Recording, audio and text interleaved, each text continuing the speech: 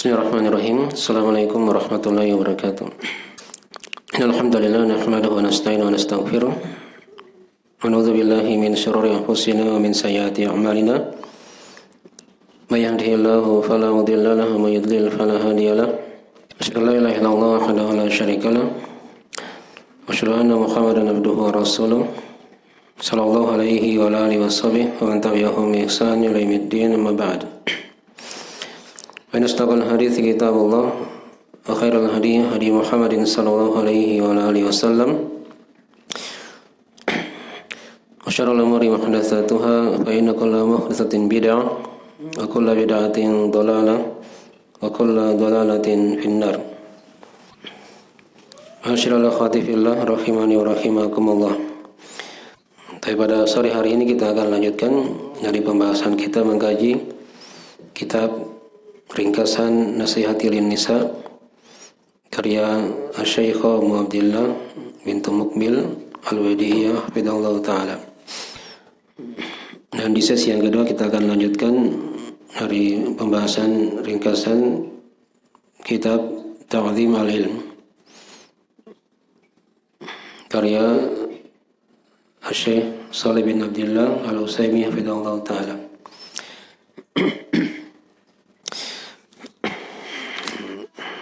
Pada kitab Nasihatil Nisa kita telah masuk di bab yang kedua dari pembahasan buku ini di halaman 25 ya, di kitab aslinya ya, tentang masalah hifdzul lisan wa fadluhu, menjaga lisan dan keutamaan menjaga lisan tersebut. Baik. Setelah di bab yang pertama beliau telah terangkan di pembahasan yang panjang ya seputar masalah keikhlasan dan menjaga waktu. Maka di bab yang kedua ini beliau menyinggung pembahasan yang berkaitan khusus terkait dengan para wanita seputar masalah menjaga lisan dan keutamaan menjaga lisan tersebut. Baik, kita akan uraikan beberapa sesi ya dari pembahasan ini. Baik, dalam bab ini beliau akan terangkan tentang masalah nikmat ya. Seorang diberi oleh Allah lisan untuk berbicara. Kemudian nanti beliau akan terangkan beberapa keutamaan dan amalan-amalan yang dengannya akan didapatkan bagi seorang yang menjaga lisannya. Nah, yang pertama beliau bawakan ayat di surah Luqman ayat 20. Qala Allah Ta'ala wa asbagha 'alaikum ni'amahu zahiratan wa batinah. Allah Ta'ala berfirman, dan Dia telah menyempurnakan atas kalian nikmatnya, baik nikmat yang zahir ataupun nikmat yang batin. Ya.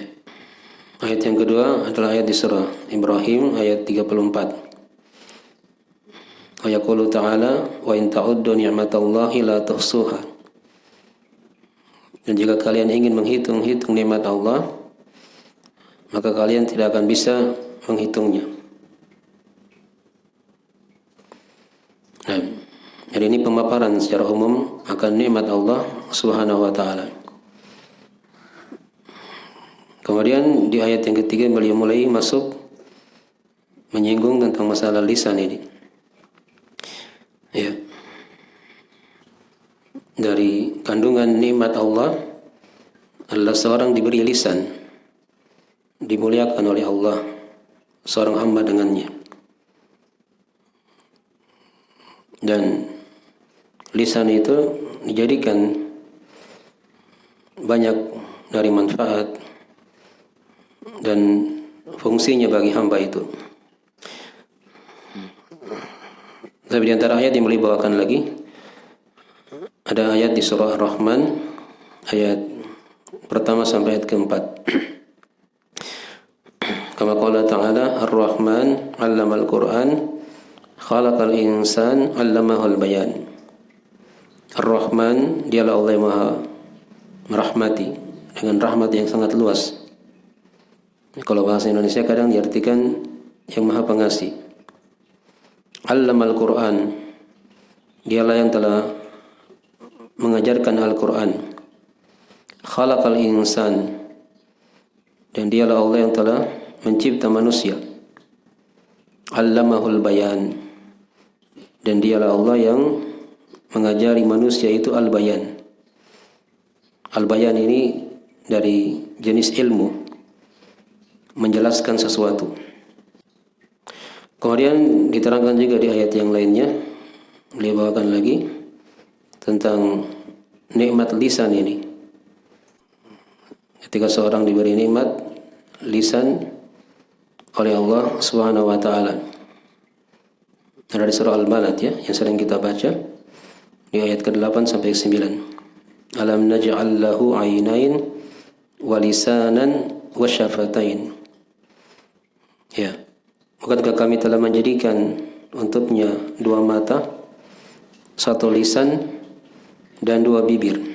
Nah, jadi mata, lisan dan bibir. Ya, ini merupakan nikmat dari Allah Subhanahu wa taala. Serta panca indera yang lainnya berupa telinga, dia memiliki tangan, kaki. Ya. Mungkin dari hal-hal yang hendaknya seorang itu dia banyak-banyak bersyukur kepada Allah Subhanahu wa taala. Oleh karena itu beliau terangkan di situ ya, al-lisan qad yarfa'u sahibahu bisababihi ila a'la darajat. Lisan itu kadang bisa mengangkat pemiliknya dengan sebabnya pada derajat yang paling tinggi. Ya. Wa yakunu dzalika idza sarafahu fil umuril khairiyah. Hal itu ketika si hamba itu dia arahkan lisannya pada perkara-perkara yang baik. Ya, min doa wa qiraatil Qur'an wa fi da'wati ila Allah wa fi ta'lim wa nahwi dzalik. Ya, seperti misalnya dalam berdoa, membaca Al-Qur'an, berdakwah di jalan Allah, mengajarkan ilmu dan selainnya. Ini kan dari amalan-amalan soleh yang berkaitan dengan lisan. Seperti doa kan? Ya. Seorang dikatakan berdoa ketika dia gerakkan lisannya. Dia mohon kepada Allah. Dipahami ya? Ini maksudnya doa masalah ya. Karena doa itu ada dua macam. Ada doa ibadah, ada doa masalah. Kalau doa ibadah, seluruh ibadah itu dihitung doa. Nah, tapi ada doa yang kedua, itu doa masalah. Itu yang bisa dipahami oleh kebanyakan manusia. Kalau dia diperintah berdoa, maka dia angkat tangannya, dia gerakkan lisannya, dan dia memohon kepada Allah Subhanahu wa taala. Demikian pula membaca Al-Quran, qiraatil Quran. Seorang dah dihitung dia membaca kalau dia tidak gerakkan lisannya. Ya. Walaupun tidak kedengaran suaranya misalnya, tapi ketika dia sudah gerakkan lisannya dalam membaca Al-Quran, maka dia telah dihitung membaca Al-Quranul Karim. Dan yang ketiga, dari contoh amalan di situ yang berkaitan juga dengan lisan, yaitu dakwah ila Allah. Ini juga ya, dari hal yang berkaitan erat dengan lisan. Dalam ta'lim, menyampaikan ilmu agama juga seperti itu. Nah, ini diantara contoh-contoh amalan yang bisa mengangkat seorang kepada derajat-derajat yang tertinggi dalam agama. Dipahami ya? Nah, atau ibarat yang lain kata beliau, idza sarafahu fima yardallahu azza wa jalla mithlu an-nutqu bitauhid. Atau ibarat yang lain, jika hamba itu dia arahkan lisannya ya pada apa yang diridai oleh Allah azza wa jalla.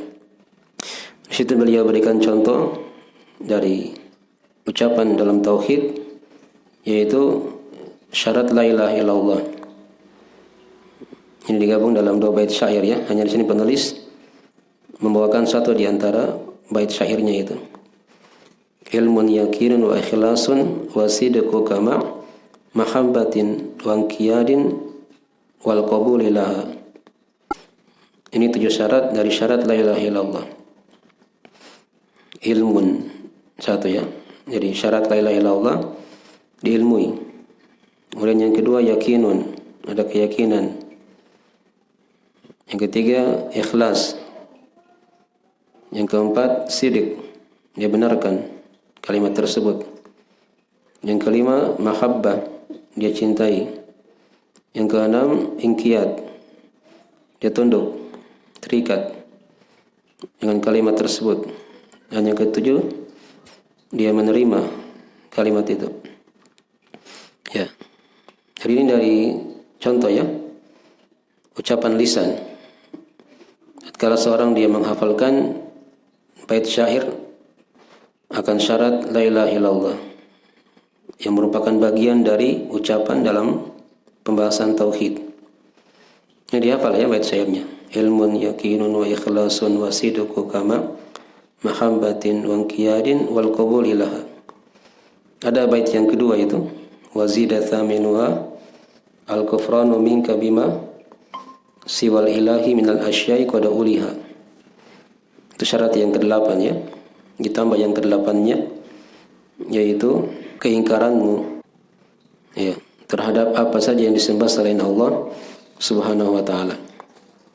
Jadi kalau lengkapnya ada 8. Ya, penulis ini tidak membawakan syarat yang ke-8 karena beliau telah anggap bahwasanya syarat yang ke-8 mengingkari apa yang disembah selain Allah itu sudah masuk ya di syarat keikhlasan. Dan karena seorang ketika dia ikhlas dalam beribadah, maka dia akan ingkari, dia tinggalkan segala yang disembah selain Allah Subhanahu wa taala. Baik. Jadi ini dari contoh ya ucapan lisan dalam tauhid. Nah,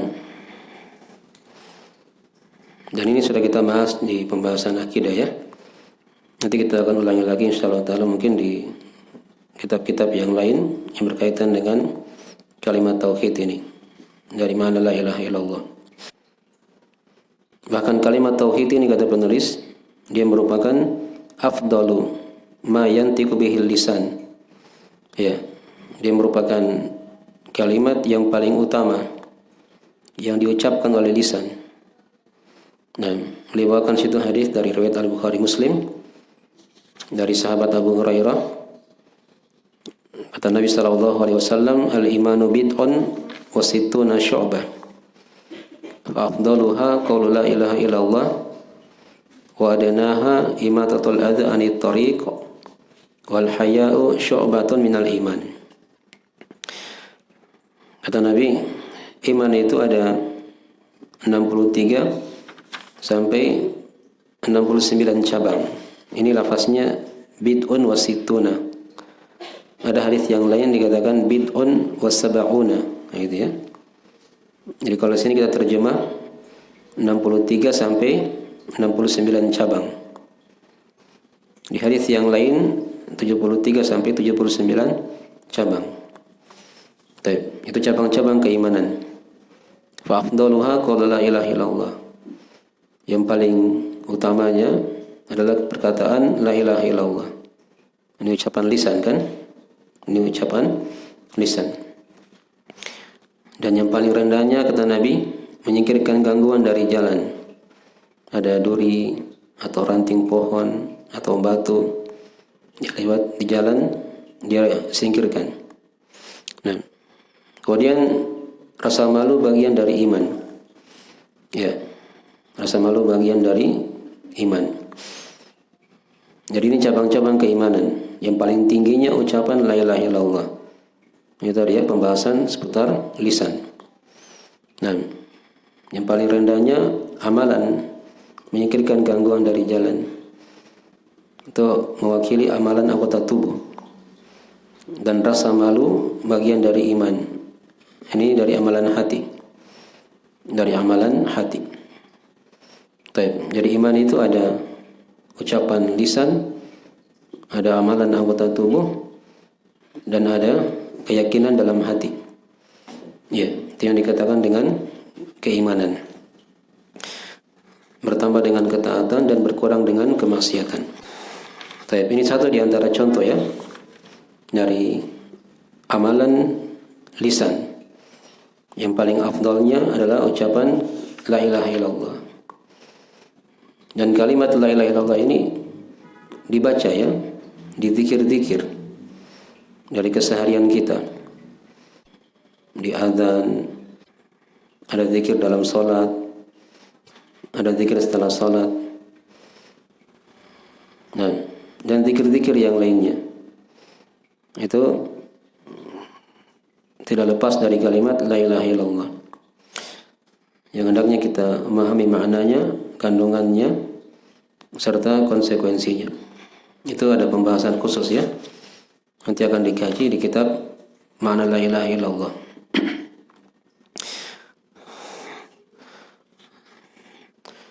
Berikutnya beliau singgung lagi tentang masalah kalimat la ilaha illallah.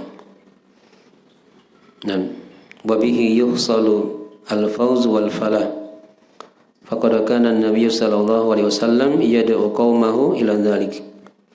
Wa yaqulu qulu la ilaha illallah tuflihu. Akhrajahu Ibnu Khuzaimah an Tariq bin Abdullah al-Maharibi. Wa huwa fi as-sahih al-musnad. Baik. Dan dengan kalimat la ilaha illallah ini akan terhasilkan keberuntungan dan kebahagiaan. Dan Nabi Shallallahu Alaihi Wasallam itu senantiasa mendakwakan kaumnya kepada perkara itu. Di antara contohnya ada hadis dari riwayat Ibnu Khuzaimah ya, dari Tariq bin Abdullah al-Maharibi. Ini di awal-awal kali beliau berdakwah. Beliau berdiri di depan kaumnya dan berkata, "Ya kaum, qulu la ilaha illallah tuflihu."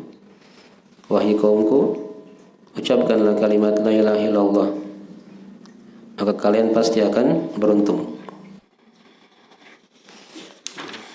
Jadi ini contoh di antara amalan lisan ya, dari zikir yang paling afdal, ucapan lisan yang paling utama, yaitu kalimat la ilaha illallah. Baik. Nanti berikutnya beliau akan bawakan juga dari amalan-amalan lisan yang lain. Nanti kita akan terangkannya insyaallah taala. Tapi segera itu dulu ya. Ini sesi pertama. Kita sudah selesai dari pembahasan kitab Nasihatul Nisa. Masih panjang ya pembahasannya. Nanti kita akan sambung di sesi yang lain. Dan kita masuk di sesi yang kedua, pembahasan kitab Ta'zim al-Ilm, karya Syekh Shalih bin Abdullah Al-Utsaimin hafizahullah taala. Ya, kita sekarang masuk di simpul yang ke-13. Di terjemahan itu di halaman 53 ya. Simpul yang ke-12 sudah kita bahas dari simpul ikatan ilmu, yaitu seorang memilih sahabat yang soleh dalam ilmu ya. Ini sudah kita terangkan ya di sesi sebelumnya.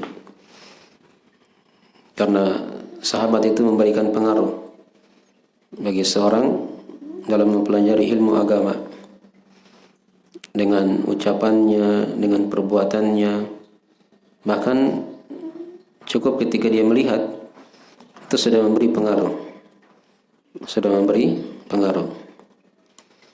Ya, kemudian beliau ingatkan juga tentang masalah adab-adab dalam bersahabat. Ya, jadi seorang ketika dia bersahabat karena sahabatnya itu punya keutamaan.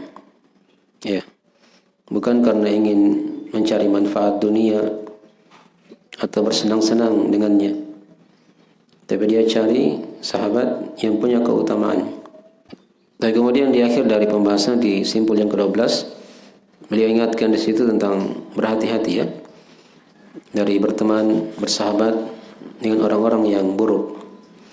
Nah, itu dari hal yang juga diingatkan dalam hadis ya, tentang permisalan teman duduk yang baik dan teman duduk yang jelek. Seperti orang yang membawa minyak wangi dan orang yang meniup api. Ya. Baik, sekarang kita masuk di simpul yang ke-13. Nah, kata penulis hafizahullah taala, al-ma'qidu ats-tsalits 'asyara. Badlul juhdi fi tahaffudil ilmi wal mudzakarati bihi was su'ali anhu. Ya. Simpul yang ke-13 yaitu mengerahkan usaha dalam menghafalkan ilmu, mudzakarah, ya, mengulang-ulangi ilmu itu, serta bertanya tentang ilmu. Ini 3 perkara akan dibahas ya oleh penulis dalam satu simpul. Yang pertama, dalam menghafalkan ilmu. Ya, karena ilmu itu harus dihafal. Dipahami ya? Diterangkan oleh sebagian ulama seperti Abdurrahman bin Mahdi rahimahullah taala. Kata beliau, la ilma illa bi hifdz wa la hifdza illa bi itqan wa la itqan illa bil muraja'ah. Nah, tidak ada ilmu kecuali dengan hafalan, dan tidak ada hafalan kecuali dengan mutkin. Dia mutkin ya. Dan tidak ada mutkin kecuali dengan murajaah. Dia mengulang-ulangi. Jadi asalnya ketika dia ingin belajar, dia usahakan punya hafalan di seluruh bidang ilmu. Di Al-Quran dia punya hafalan misalnya minimal juz 30, surah-surah pendek atau surah-surah mufassal. Di hadis juga dia punya hafalan minimal misalnya Arba'in Nawawiyah, gitu kan. Di bahasa Arab dia punya hafalan minimal Matan Jurumiyah. Nah, di akidah dia punya hafalan. Baik. Di fikih dia punya hafalan dari matan-matan ringkas. Ya, dan seterusnya dari bidang-bidang ilmu. Dia punya hafalan walaupun sedikit. Dia tambah, meningkat agar ilmu itu bisa terjaga. Nah, kemudian yang kedua ada yang namanya mudzakarah. Mudzakarah itu maksudnya dia mengulang-ulangi hafalan itu. Dia ulang-ulangi ilmu yang dia telah pelajari misalnya. Dan mudzakarah ini biasanya dia butuh teman untuk mengulanginya. Ya. Jangan dia mudzakarah sendiri, tapi dia saling menukar ilmu itu kepada temannya. Jadi kalau misalnya ada yang salah paham akan diperbaiki. Itu hikmah dari mudzakarah. Dan yang ketiga, bertanya tentang ilmu. Ya. Jadi bertanya itu nanti akan diterangkan ya. Ada 3 macam bentuk pertanyaan itu. Yang pertama yang diperintah untuk bertanya dalam Al-Quran kan diterangkan. Itu pada pertanyaan-pertanyaan yang bermanfaat, yang dia akan amalkan. Adapun pertanyaan-pertanyaan yang tidak ada manfaatnya, atau dia hanya ingin menguji gurunya misalnya, itu tidak perlu ditanyakan. Tidak perlu ditanyakan. Nanti akan diterangkannya dari rincian masalah itu. Tapi kita lihat dari ringkasan apa yang diterangkan oleh penulis hafizahullah taala. Tapi sebagian saya baca dari maknanya saja ya. Nah, karena seorang ketika dia talaki ilmu itu kepada guru, itu tidak akan bermanfaat kecuali dengan 3 perkara ini. Ya. Ada hafalan, mudzakarah, dan soal. Dia bertanya akan ilmu itu. Dengannya ilmu itu akan tertancap dalam hati dan diagungkan. Dan dia punya perhatian penuh, sibuk dengannya. Nah, itu dari faedah, manfaat ketika seorang dia telah gabungkan 3 perkara ini dalam belajar ya. Dia menghafal, dia mudzakarah, dia mengulang-ulanginya. Kemudian yang ketiga, kalau ada masalah ditanyakan. Nah, fal-hifdzu khulwatun bin nafs. Ya. Menghafal itu seorang dia bersendiri dengan dirinya. Nah, biasanya kan begitu ya kalau orang menghafal. Dia hafal apa saja, Al-Quran atau hadis atau ilmu, itu dia tinggal sendiri, kadang di pojok, kadang di depannya ada tembok. Ya, di tempat-tempat yang sepi, biasanya kadang begitu. Supaya apa yang dia hafal gampang masuk. Kemudian yang kedua, wal mudzakaratu julusun ilal qarin. Ya. Kalau mudzakarah itu bentuknya dia duduk kepada temannya. Ya. Kalau hafalan misalnya di store hafalannya Al-Quran atau hadis atau faedah ilmu dia cek sama temannya. Jadi kalau ada kesalahan bisa diperbaiki. Itu namanya mudzakarah. Dipahami ya? Kemudian yang ketiga, was-su'alu iqbalun alal alim. Adapun bertanya maksudnya dia menghadap kepada guru. Ya. Dia menghadap kepada guru. Ya. Ini 3 bentuk ya yang digabungkan dalam belajar. Dia menghafal, kemudian dia mudzakarah, dan dia bertanya jika ada masalah. Baik.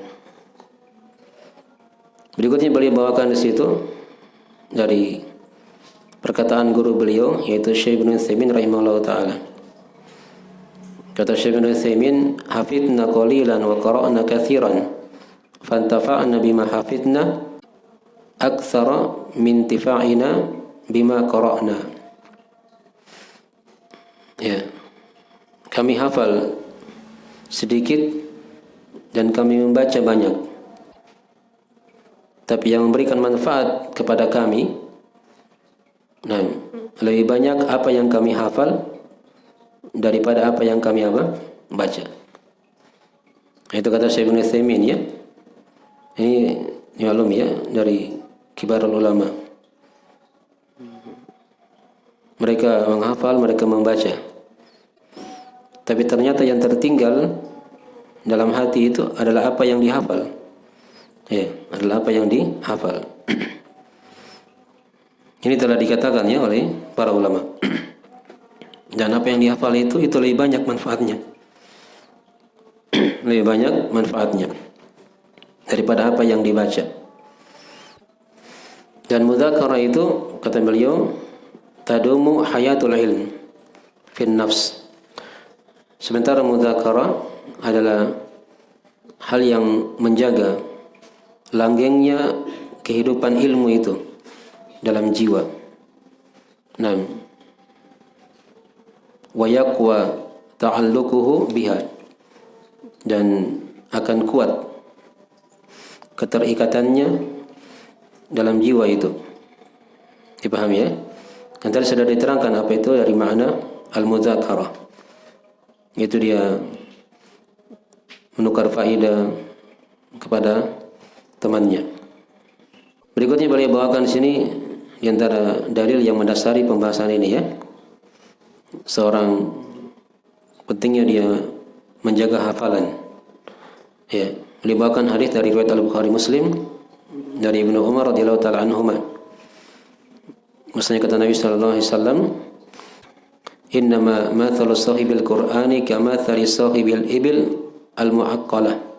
In ahada 'alaiha amsakaha wa in atlaqaha dhahabat." Nah, kata Nabi sallallahu alaihi wasallam, sesungguhnya permisalan sahib Al-Quran, orang yang menghafal Al-Quranul Karim, itu seperti permisalan orang yang mempunyai onta yang jinak. Ya. Jika dia mengikatnya, maka onta itu akan tertahan. Tapi jika dia lepas, maka dia akan pergi. Maka dia akan apa? Pergi. Ini perhatikan ya. Ini wejangan dari Nabi SAW bagi yang punya hafalan. Di sini yang beliau tekankan Al-Quranul Karim. Di Al-Quran itu senantiasa diulang-ulangi. Karena kalau dia tidak ulang-ulangi, dia tidak ikat, maka seperti orang yang memiliki onta tadi. Kalau dia ikat, akan tertahan itu. Kalau dia lepaskan saja, acuh tak acuh, maka dia akan pergi. Ya, berikutnya beliau bawakan di situ perkataan dari Ibnu Abdul Bar rahimahullah taala dalam kitab beliau At-Tamhid, mengomentari hadis yang telah kita bacakan. Kata beliau, wa idza kana al-Qur'anu al-muyassaru lidzikri kal ibilil mu'aqqalah man ta'ahadaha amsakaha fa kaifa bisairil ulum. Ya, jika Al-Quran saja yang sudah dimudahkan untuk dijadikan sebagai zikir, diingat, itu diibaratkan seperti onta yang jinak. Siapa yang mengikatnya dia akan tertahan. Maka bagaimana dengan seluruh ilmu-ilmu yang lain? Ya, perhatikannya, Al-Quran kan telah dimudahkan oleh Allah Subhanahu wa ta'ala. Walaqad yassarnal Qur'ana lidzikri, dan sungguh pasti dan pasti kata Allah, kami telah mudahkan Al-Quran untuk dijadikan sebagai zikir. Jadi mudah dihafal, mudah dipelajari. Nah, tapi harus diikat dia. Tidak bisa dia hanya hafal saja, dia pelajari, kemudian dia tinggalkan. Akan hilang itu. Tapi dia ikat, dia sering baca. Ya, minimal dia baca dalam salatnya, dia ulang-ulangi terus agar tertancap hafalan itu. Dipahami ya? Itu Al-Quran seperti itu modelnya. Bagaimana dengan ilmu-ilmu yang lain? Ya, maka itu harusnya senantiasa juga diikat, diulangi. Nah, dan diantara dari cara mengikat ilmu diterangkan dalam hadis yang lain, kata Nabi SAW, yaitu dengan cara menulisnya. Ya, karena kata Nabi, qayyidul ilma bil kitabah. Ikatlah ilmu itu dengan tulisan. Ya, jadi seperti itu ya, diikat. Nah, lihat dari para ulama kita ya, dari ulama ahli hadis misalnya, itu mereka gabungkan dua perkara. Ada hafalan, ada tulisan. Tadi sudah kita baca hadis dari Al-Bukhari Muslim, misalnya kan? Ini dari jeripaya Imam Al-Bukhari dan Muslim. Mereka menghafal, mereka juga menulis. Digabungkan dua perkara. Dia tidak menghafal saja, tapi dia menulis. Itu diantara bentuk seorang dia menjaga ilmu. Ada sebagian ulama ya, seperti Syu'bah Ibn Al-Hajjaj rahimahullah ta'ala. Nah, kuat hafalannya, tapi jarang ditemukan tulisannya pada hari ini. Ada lagi Asy-Sya'bi, yang lebih ngeri lagi. Asy-Sya'bi ini ketika dia belajar, dia tidak pernah menulis. Ya, dia berkata, maka tabtu sauda alal bayda. Aku tidak pernah menulis hitam di atas putih. Itu selama dia belajar agama. Tapi lihat ketika dia tua, Asy-Sya'bi ini ketika dia telah menua, dia telah berkata, telah hilang sebagian hafalannya. Ya, ada kata misalnya ada yang menghafal apa yang hilang itu, maka dia akan menjadi imam, menjadi ulama. Tapi sudah hilang, tidak tertulis. Dipahami ya? Nah, beda dengan para ulama yang menggabungkan antara menghafal dengan menulis. Seperti Imam Al-Bukhari, Imam Muslim, ya, Abu Daud, At-Tirmidzi, An-Nasai, Ibnu Majah, Imam Ahmad, Imam Malik. Ini dari contoh-contoh ya para ulama yang mereka itu gabungkan dua perkara dalam belajar. Dia menghafal dan dia juga menulis. Nah, sehingga ilmu itu terjaga sampai kepada kita. Kemudian kata beliau di akhir dari pembahasan ini, wabis soal anil ilmi tuftatahu khazainu.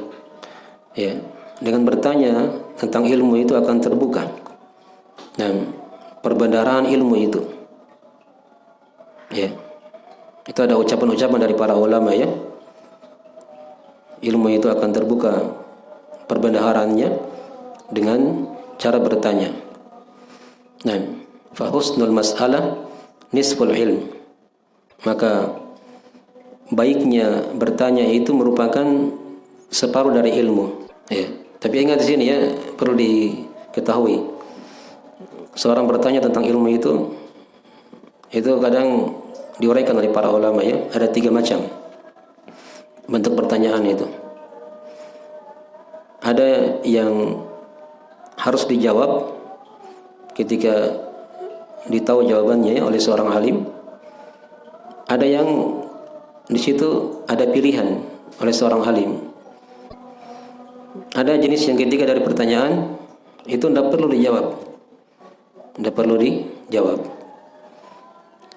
Yang dimaksud di sini bertanya yang merupakan separuh dari ilmu itu pada pertanyaan yang ada manfaatnya, yang dia ingin amalkan.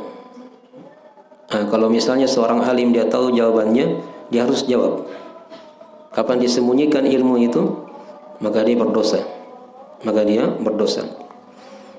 Itulah ayat dalam Al-Quran Al-Karim, fas'alu ahlan dzikri in kuntum la ta'lamun. Bertanyalah kalian kepada ahlul dzikir, maksudnya para ulama, jika kalian tidak mengetahui.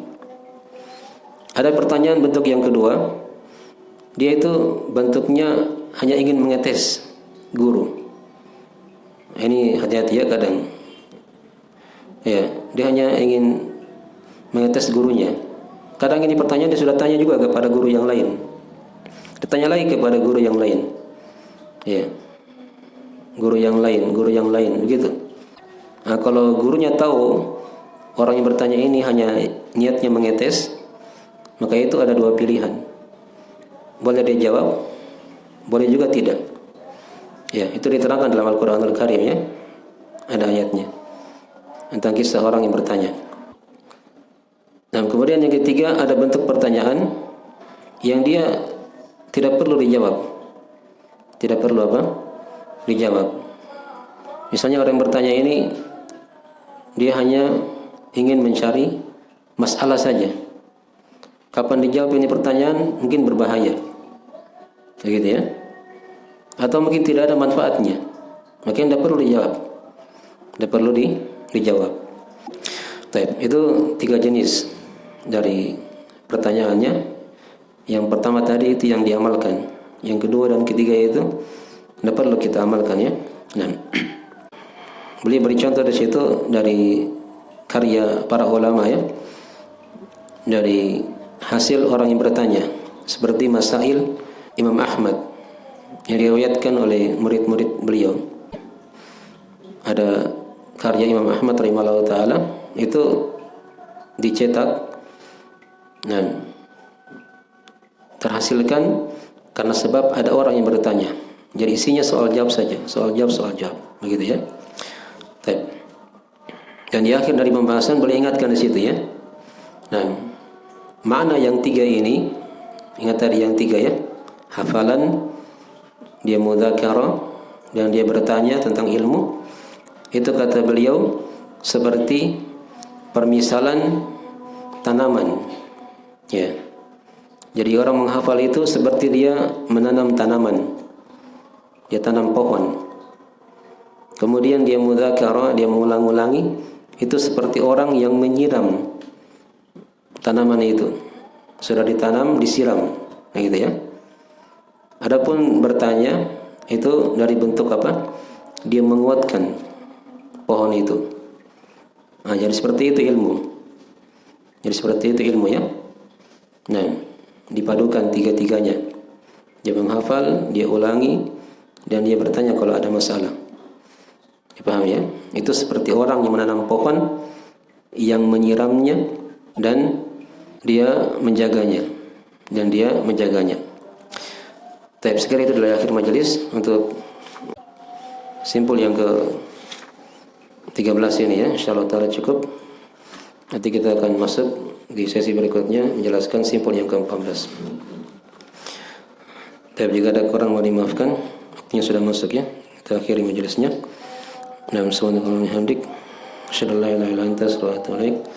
Assalamualaikum warahmatullahi wabarakatuh.